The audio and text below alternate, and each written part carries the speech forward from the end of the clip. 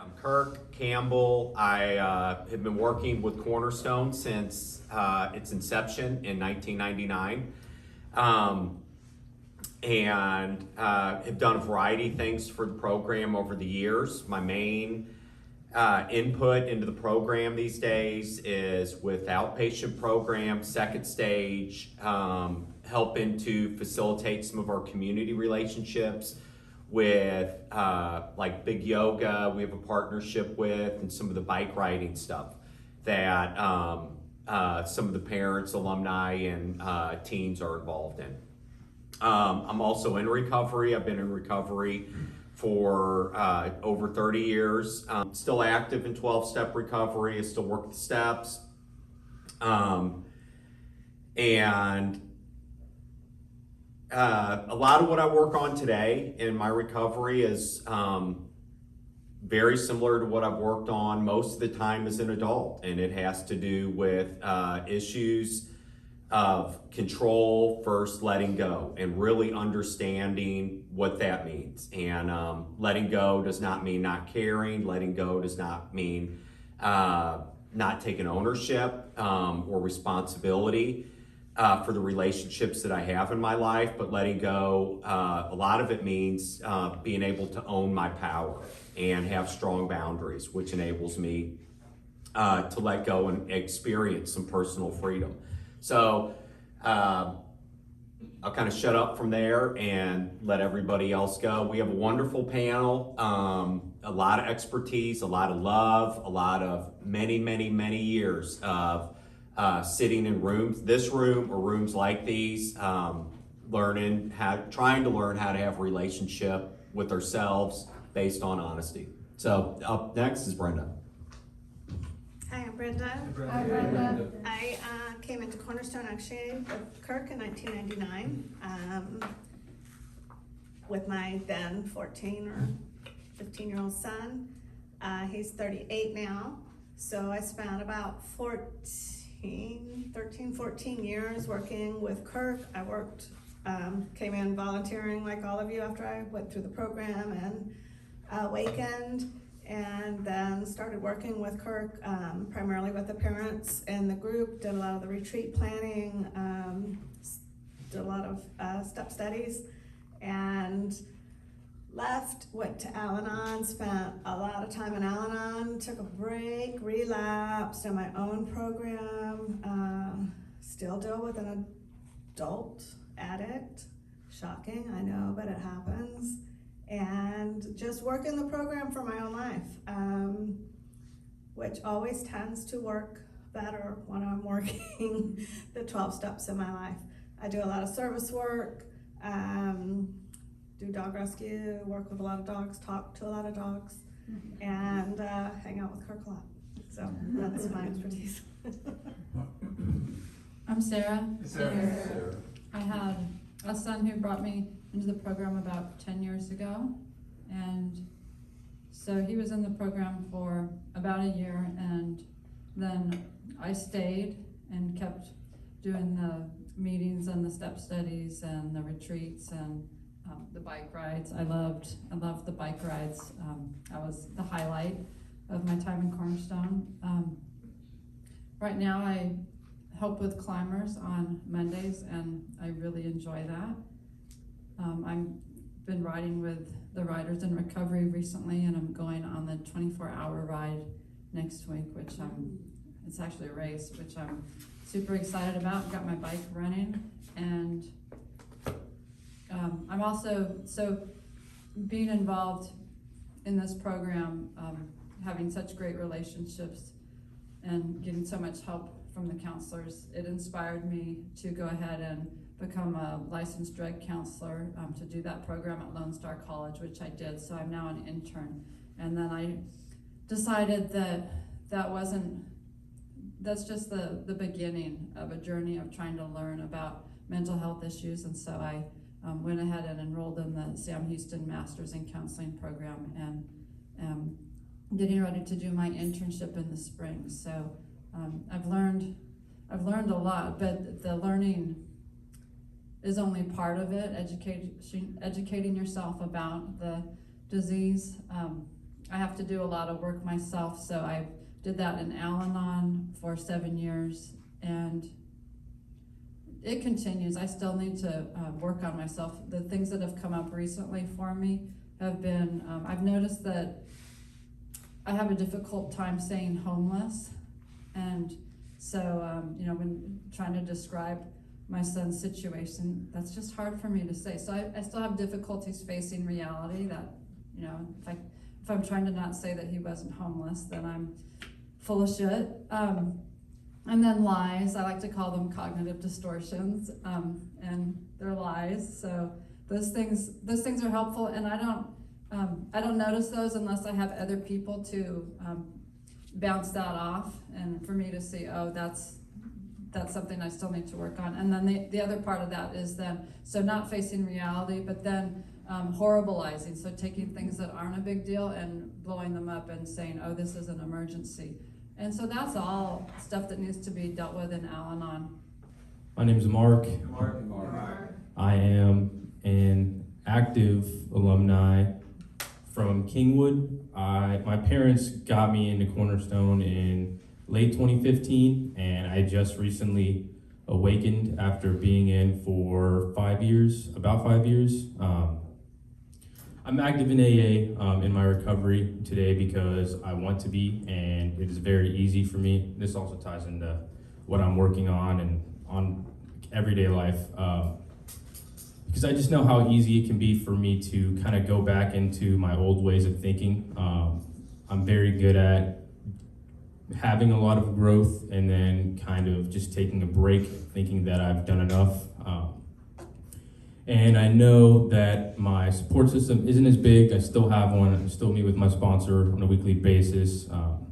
I still have a handful of sponsees that are sponsored that are in this group, and some that aren't. But I don't know, I want to do those things now.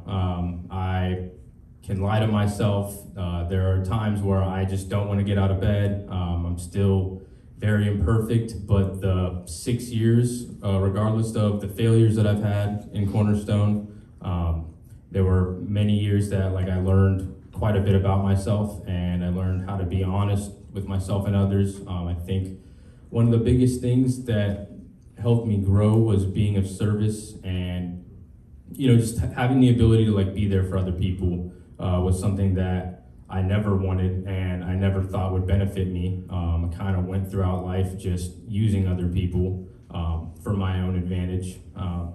So yeah, that's really all I have. Cool. No, that's great. Okay, so I'll get into some of the questions and we'll just go for it. When do I ask my sponsor versus a counselor? Explain the roles: peer group, sponsor, counselor. This is a good question.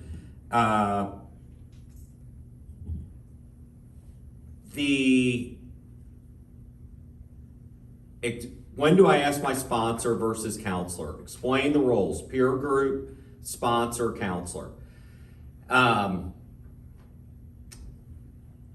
I could answer this question for a long time. These are all really important to me as somebody that's involved in the world of early recovery. Okay, peer group, positive peer group. The role of your positive peer group is support. You go to coffee with them, you have fun, you have one-on-ones, you talk, you create some fellowship, you start building friendships. Okay, they're not your experts. Okay, they're not your experts on how to deal with some of this stuff. They're there to give you emotional support, a big hug, go, I love you, I think it's gonna be okay. That's the role of your peer group, your other parents, okay? The role of your sponsor is to help you with your step work. What does your step work do? It's a mirror, all right? That mirror helps you identify, where am I controlling? Where am I codependent? Where do I need to build my parenting self-esteem? That's the role of your sponsor, to help with your step work. The role of your counselor is to figure out, what are the clinical decisions? Okay, do we need to go to a psychiatrist? Do we need to go to treatment? Do we need to do that stuff? And so some of the times when those roles start getting overlapped too much, or sponsors and peer group start giving advice outside of their role, or if they're not clear, it's like you can get all this kind of distorted information, and it can really throw a family off on the road to recovery. So I do think that it's like me. It's like I'm an LCDC and I'm a counselor, and I need to offer clinical advice about substance abuse and the 12 steps, and those are my areas of expertise. I'm not a psychiatrist, right? So when I start spouting out information about medication and having a whole bunch of input there, I'm kind of talking out my ass, and you really don't want to listen to me too much, even though I will have thoughts and opinions about that. That's not my role, and it's really important for me to understand my role. Because so many families early in recovery, and there's so much information out there, it's like walking down a dark alley, and it's hard to know what to trust sometimes when you're getting information overload. Okay, that was a long answer. Apologize. I don't have a lot to add. I will focus on the sponsor versus counselor portion. And since the majority of your group is early recovery, the sponsorship role is extremely important, but it is not one to give advice, and that carries you all through the rest of your recovery. Your sponsor should not be giving you advice. They should be talking about the steps, how they apply to your steps, holding you accountable for things that you have talked to them about. And I just think that's a really big thing. I've had sponsors that I've outgrown. And what does that mean? It means that I worked my steps faster than what they did.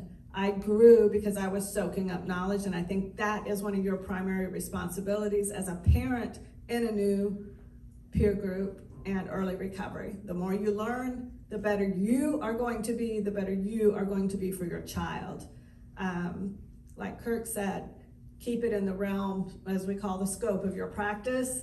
If you're a parent and that's all you got, that's all you got, and that's a lot. If you're a parent of an addict, that's a lot more than many do.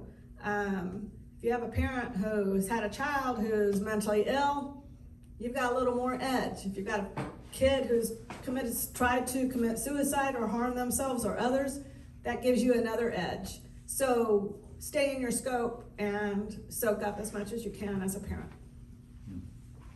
I'll just quick experience. So quick experience, I always called my sponsor first because most of my issues were emotional, based on fear. And so if I could talk to my sponsor and get some of that fear out and just talk through it, then I would know what questions to ask if I needed to call a counselor. Yeah, I think I want to add a little bit more because not just like sponsorship in general in all the 12-step worlds that I'm involved in has gotten watered down as our culture has become more about acceptance and afraid of being confrontational. And that sucks. I mean, that sucks for people entering the world of recovery. We spent a lot of time talking about this in an aftercare group that I run for the teens and young adults about what sponsorship should look like. Sponsorship has turned into this thing where the kids or the young adults call up their sponsor, talk about their day, and vent their problems.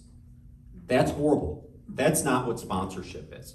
Sponsorship should be when you call your sponsor and you start venting, your sponsor goes, hey, let me cut you off right there. Why don't you go to a meeting, pour some coffee, share from your heart, and then call me back and tell me how you feel. Okay, a sponsor should direct you into action to change the way you feel or to generate self-esteem. Not talk to you about how your day was and what you could have done better. That is not sponsorship. That's what social friendship is. And that's what a ton of sponsorship has turned into. And why sponsor like that is because they don't want to confront, or they want to be accepted, or they don't want to rock the boat. And that is not helpful. You know, good recovery is about creating, helping people to create healthy habits. So that's it. All right, next question. what do I do if my kid relapses? I'll let you go first. Yeah, you can go. Hit your knees. Hang on. It's probably not the first time, probably it's not the last. For me personally, relapse is dependent on where I'm at in my program. The first time it happened, I was devastated, ready to throw myself on the railroad tracks, calling the counselor. I was a nutcase. Relapse is part of recovery, and they're gonna fall, they're gonna slip, they're gonna either go back out, they're gonna stay a while, they're gonna be so ashamed they get sober again. You just have to hold it in the back of your mind that it's probably going to happen. So you buckle down on what are your shots, what are the consequences, you toe the line, you don't back up, you don't coddle, you accept it, you tell them you love them, and you love yourself. And you know, if you did something wrong to contribute to that relapse because you gave in to their whim, own it. Unless you sat down and either did drugs with them or drank with them, you probably aren't responsible. So own what's yours and own that they're on this journey, and it's not going to be just a straight line. And get in touch with your sponsor for sure. We'll let Mark go next. Speak loud. All right. Just talk about it from your perspective. Yeah. What helped you get through relapse? Definitely feeling shameful and okay. First of all, I relapsed quite a bit in my first 2 years being in Cornerstone. I really couldn't put together more than anywhere from 2 weeks to 3 months, and it always seemed like I was back at square one. And one thing that I did want to point out that after a few months and whatever of being in the program, every time I did come back, it always seemed like my mom was really, really calm about the whole situation and everything that was happening with me. And I do think that it was because of her involvement with the parent group and going to her alumni meetings and working with her sponsor. But for me, I just did not like myself when I was, first in Cornerstone. I had all these beliefs, these false beliefs of, anything that had to do with, having friends and what would make me, appear to be better in other people's eyes, getting acceptance. All of these things altered my thoughts and actions for a really long time. And I think it just had to keep happening until I was finally ready to change, until I was so deep in my depression. For me, another thing that stood out that was very strange for me was suicidal thoughts and just not liking myself, just getting tired of it. And with that, that started with honesty. I had to get honest. I had to be the one to get honest. I couldn't get caught. For me personally, I had to call my sponsor. I had to go in a group the next day, and be the one. I had to call Kirk first.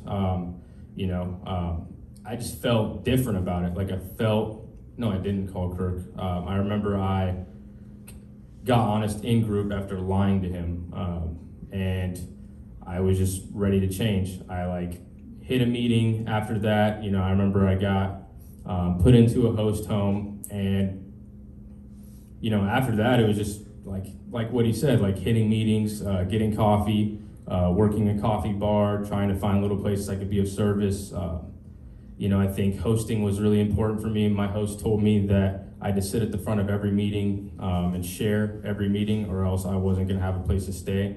And praying on my knees every day and every night, and those little things helped me in my first 3 months. And I think it only really got better from there. Cool. Good answer. So the question was, what do I do if my kid relapses?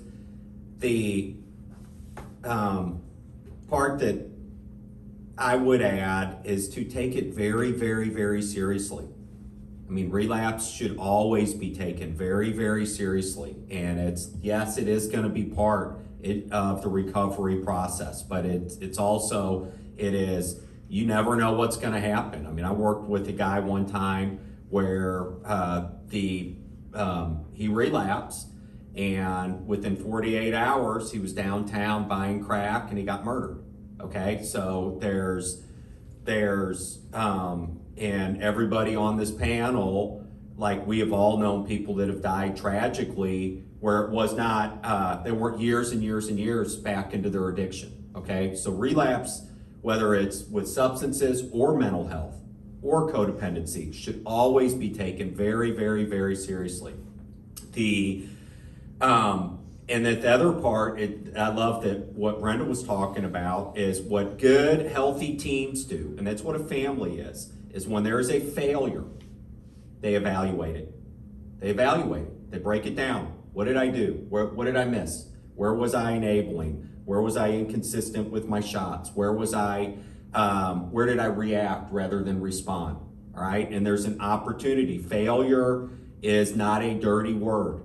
Like, failure is an opportunity for growth. Failure is an opportunity to reboot self-esteem. And I think that relapse, if it handled properly, can help raise the bottom and can really help change the dynamics in the family. What ends up happening though is oftentimes with relapse is it exposes the dysfunction in the family and parental codependency. And so the path is always changing. You know, you bounce from treatment center to treatment center, or psychiatrist to psychiatrist, and you end up in the merry-go-round, you know, in the recovery treatment world merry-go-round. And that is not really good for long-term sustainable outcomes. There is something to be said about, you know, especially from a parent perspective, and working on yourself and continuing to get stronger and stronger and stronger with boundaries, whether that's here in Cornerstone or whether that's in Al-Anon. That's the most important thing that will help prevent relapse, when there's a dynamic shift in the family systems. And that means parenting being more consistent. Okay, next question. How do I navigate triangulation between my teen or spouse and my daughter versus my son? Okay, I gotta read this again. How do I navigate triangulation? I'm just gonna say this. How do I navigate triangulation between my spouse versus my son? Sarah. So triangulation, basically the child is trying to create a distraction or to not receive accountability by getting the parents to fight, and it's just a habit. And so in our family, it took us a long time to realize what that dynamic was, and even longer to not jump into that dynamic whenever there was an emergency. And so how do you navigate that? So I'm responsible for my part in that triangle, and so that means realizing that the dynamic is happening. If everybody's yelling and screaming at each other, and this is something that you've done before over the same topic, then you're being triangulated. If the son or daughter's trying to pitch you against your spouse, so telling lies or manipulating to get you to side with him, you're being triangulated. And so I'm trying to make this brief, but it's very complicated, and it happens and you don't even know it's happening. I wouldn't even realize what was happening until I'd already reacted and it responded as I normally would, and then later on I could look back and say, oh my God, that was triangulation. I just jumped back into my old habits. So it doesn't go away quickly. And so all I could do was continue to work on myself, continue to work on responding versus reacting.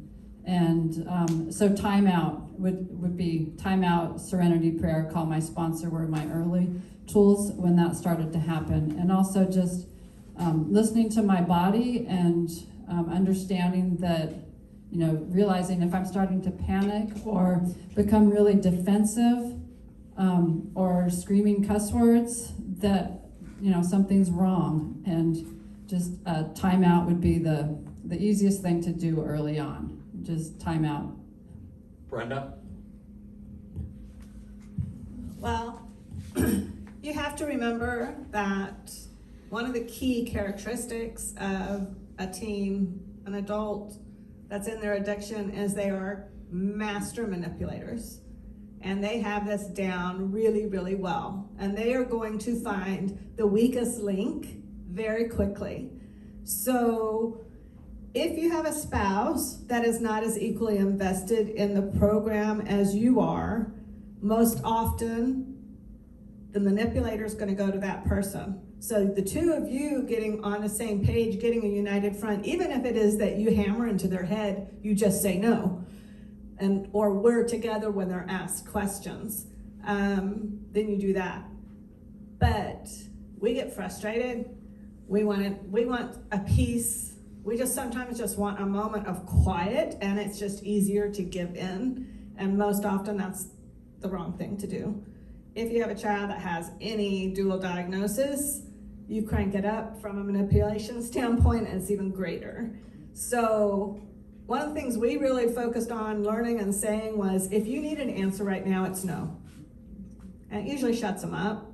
And, just really work on, because when you get into that major triangulation, it's going to destroy your relationship with your spouse at some level. If it's not already rocky, come on, this is not an easy thing to navigate. So you're already on a rocky situation, and if one is constantly being pulled in, you're going to start having a resentment.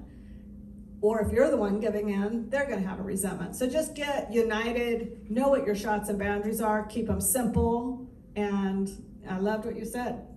Check in with your gut. So oftentimes we roll our head up like we're looking for the answer. The answer is in here. Pay attention to what that's telling you. So the triangulation is going to come up with, if you have a teen or a young adult or an adult child or spouse in recovery, or somebody that needs to get in recovery, it's going to come up. Get ready to deal with triangulation for a long period of time. And it's not just going to be trying to triangulate family members. It's also going to happen with the program, with counselors, and not just like this program. I mean, it's going to be when they're in a halfway house. The food sucks. I'm not getting the care from the psychiatrist I need. They won't put me on the right meds.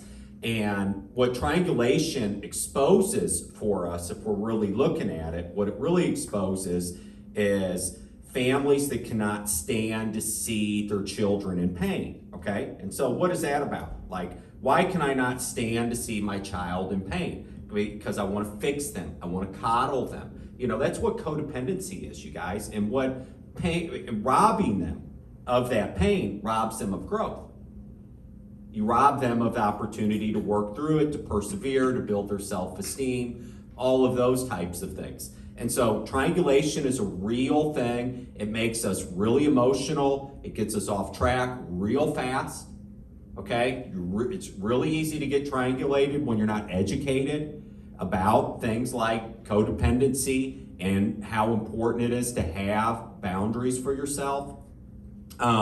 And I would say that's probably the number one thing that I see why, and it's very intuitive for the addict or the person with mental health. It's not really like a conscious thing where they wake up in the morning and go, I'm gonna triangulate my mom today, right? Like it's very intuitive, all right? And, but it's the number one thing why you see recovery fail, all right? Because every few weeks, every few months, there's a new plan, a new treatment, a new whatever, and you don't ever stick with anything. It's like a new diet. It's like the new diet, the new workout plan. Every January, everybody has a, new way that they're gonna change, and they stick with it for about 2 weeks, and then it just goes back to the way it was before.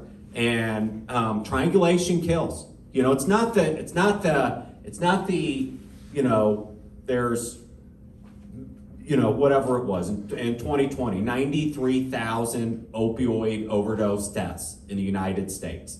That's not what kills most of those people. It's all the years of enabling that took place beforehand that lays the groundwork for killing them. You got anything to add to this? Okay. Why is it important to remain vigilant when my kid SOs and earns their way to second stage? Why is it important? So SO, for the people that are on the Zoom call, means graduate from the outpatient program. Why is it important to remain vigilant when my kid graduates from outpatient and earns their way into the aftercare group? Yeah, hop in there. I think one reason why is because all the work that I did in outpatient and going to the meetings and satellite and building relationships and working with the sponsor. Is it okay? Like over, the year and a half or however long I was an outpatient, 2 years, only really quieted like the real issues that I was facing when I first got in Cornerstone and made them more bearable, I guess. And like I still had those things coming out of outpatient, I was still very capable of sabotaging everything that I had earned up until that point. And I think the best thing for me was like having that aftercare session and having both of my parents there to like ask for accountability and for Kirk, the counselor, to kind of like help us. It was either you or Lily. Have a counselor there to help us come up with an aftercare plan for me to follow and for my parents to, look back on and everything like that. I think honestly at that point, like I had done a lot of work, but it was very easy for me to become egotistical and act like I had everything down by that point. I saw all these winners and dudes SO before me, and it was something that I had always wanted to do, and just like that, I could, start lying to myself and, act like I got mine, and that would just affect the way that I showed up around the group and all the work that I was, doing for myself. So I think having my parents there as backup and people that were holding me accountable on top of that throughout my whole time in Cornerstone, years after I SO'd and got into second stage, was extremely helpful for me. So I'll just add, so the question was, why is it important for me to remain vigilant when my kid graduates from treatment and earns their way into aftercare? So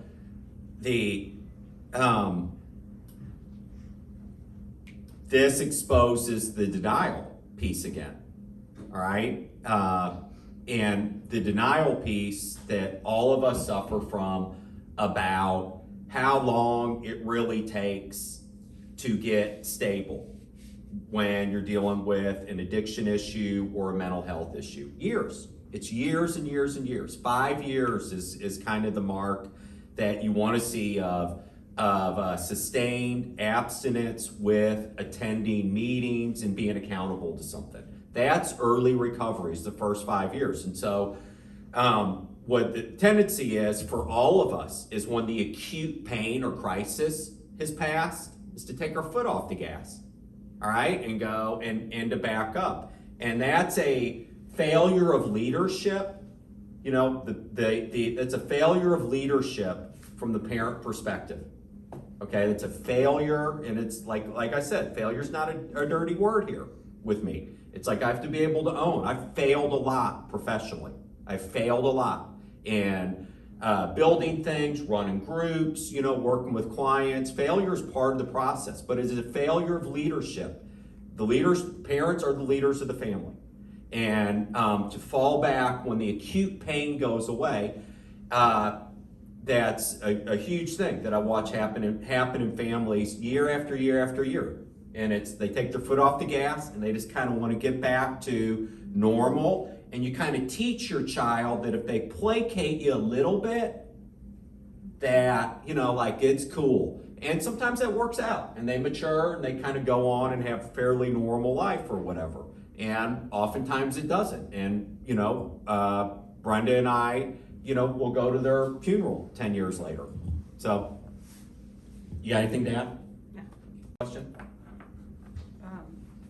You don't have to. Just finish it, you're not. Here, Basically. out loud. They're not finished with the recovery, so you have to keep working. I don't think my child is motivated or doing well, even though his counselors all think my child is just fine. Don't worry. I heard that many times. Sometimes it was accurate. Sometimes I was overreacting. Sometimes I was in fear. Sometimes my gut knew my kid was not all right.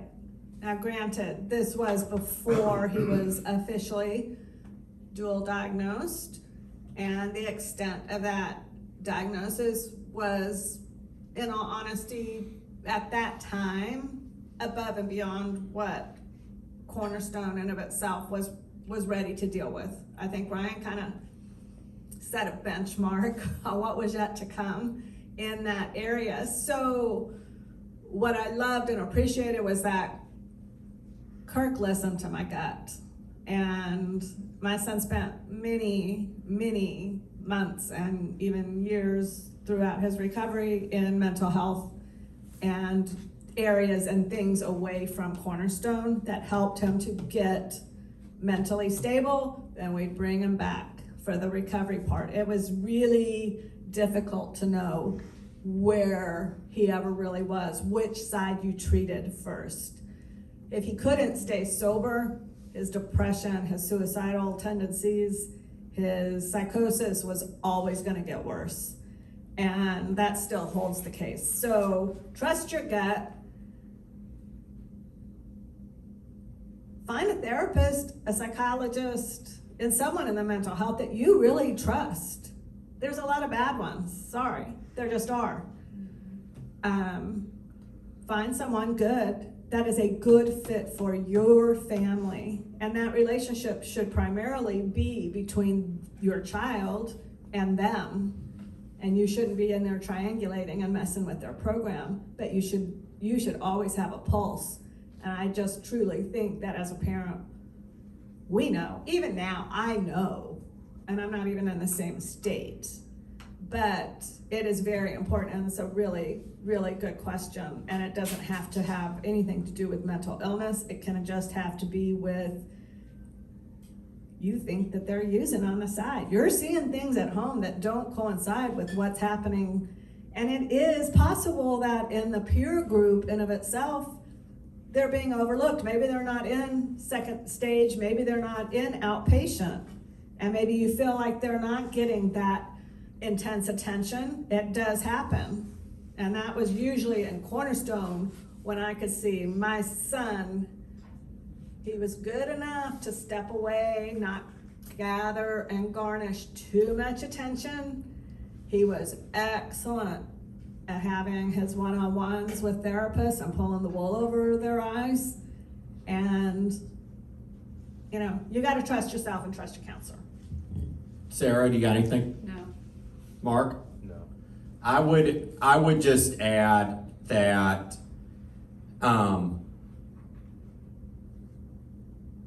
that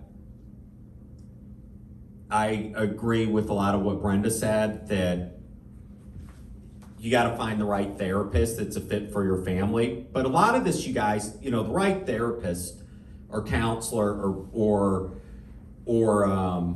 program is going to tell you what you don't want to hear. Okay, let me be clear about it. The right therapist in this world isn't the one that where you walk out of there and you go, oh man, this is so good. You know, where when you're walking out of there, you go, this sucks. This is hard. This is scary. Okay, that's this is tough. You know, to make changes in your family takes a lot of courage, a lot of guts. All right, and you need courage and guts to do things that are scary, to have boundaries, to work on your codependency, to learn to say no. So if you're seeing a therapist that is kind of superficial or taking the placating route, that might make you feel good. It's like a sugar rush. It'll make you feel good for a second, but nothing is going to get solved. Okay, so good question. How do we keep growing when we think we already know everything?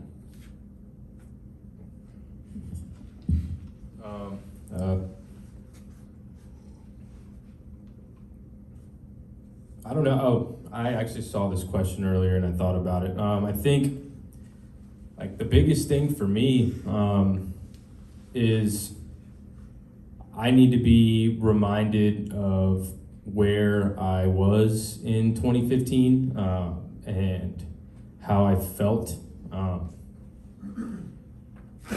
because I feel like this is a reoccurring thing that I'm saying, but it's just very easy for me to lie to myself as an addict, an alcoholic, especially 15 or like 16-year-old, and even 18, 19, 20, 21-year-old, super easy to lie and lose sight of where I came from and all the pain that I caused, my family and all the pain that I was in.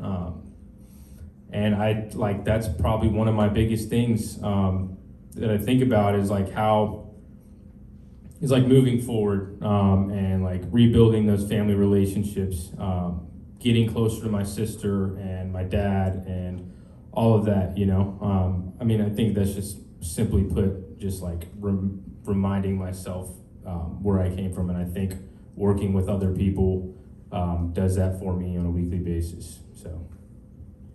So, I'm of a certain age where I know I don't know everything. But we also live in a world where everybody acts like they know everything. So I can act like I know everything sometimes, but I don't, all right, just for the record, even if I come off that way. I'm much more interested in, and I also know that the people, like the person you should always distrust the most in a meeting, like in an AA meeting, is the person that always talks about how good they're doing all the time, okay? Because that's not reality. The reality of this is, I have days where I struggle with liking myself, I'm insecure, I feel a lot of anxiety, I question my faith, and then do I keep putting one foot in front of another? So what I'm much more interested in at this point in my life and my recovery is surrounding myself with people that have loving hearts and are open to service. Because when I'm around people like that, like Brenda or Kieran or Jerry or Richard or, people like that, I feel this connection with them. A connection is this emotional thing, this connection, fellowship, and that's what kind of keeps the world going for me. And that's one of the promises of recovery. It's hard to go through life, and it's much harder to go through recovery if you feel isolated or alone. So that's my answer.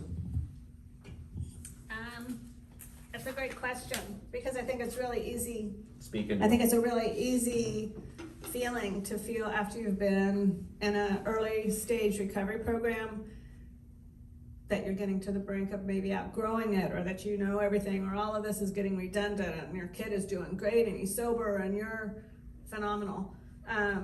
Pick up how Al-Anon works. You will never learn everything. And go to strong, healthy Al-Anon meetings. There are bad AA meetings, there are bad Al-Anon meetings. And if you're hearing war stories all the time, that's probably not what you're wanting to hear.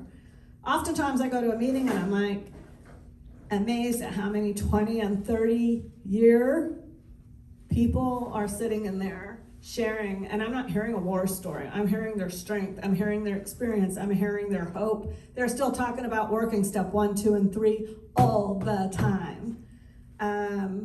So that would be my answer.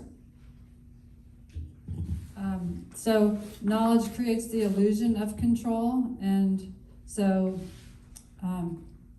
it's just eventually that illusion will fall apart because life will happen. And so when that happens, you'll find some humility and you will become teachable.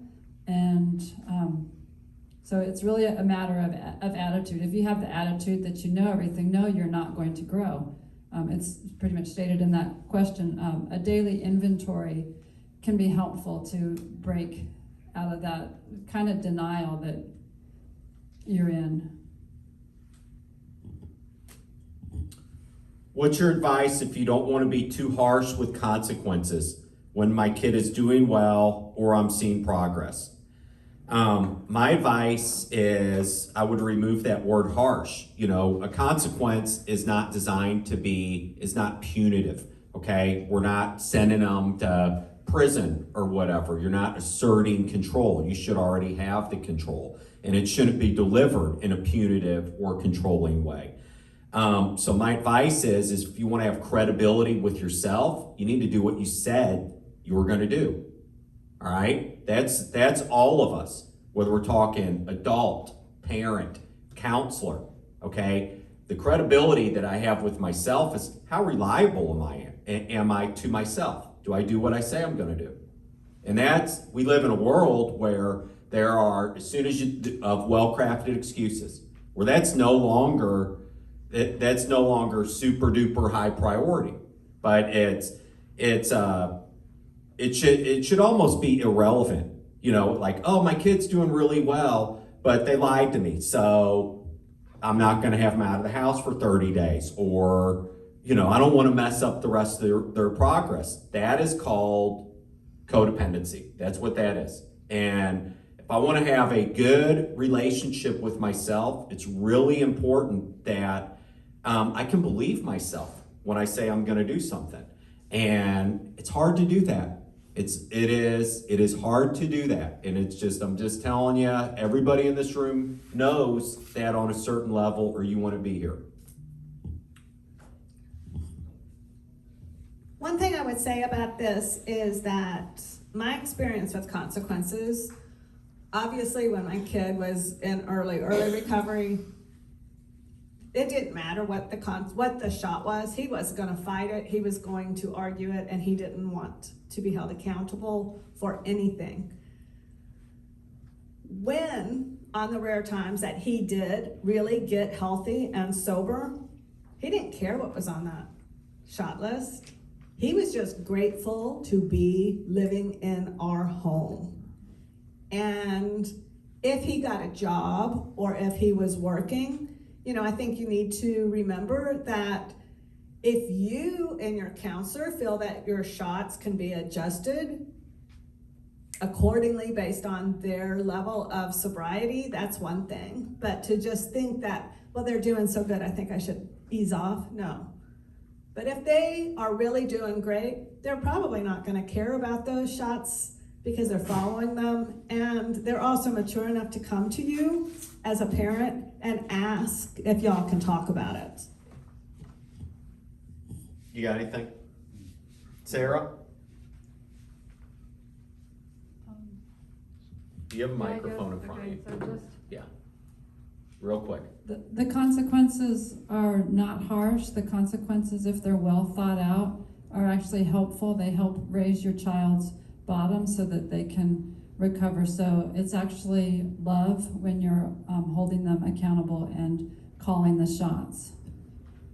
And you can't have a boundary without being consistent, okay? Like you can have a lecture without being consistent. You know, I had a lot of those growing up. I had a lot of lectures and shamings and things like that, but you can't have a boundary without being consistent. And you don't have boundaries if you don't do what you say you're gonna do. When will I know if my teen / young adult is ready to transition or awaken from Cornerstone. That's really simple when they have met the graduation requirements. That's when they're going to be ready, when they have met the graduation requirements. Yes. Yeah.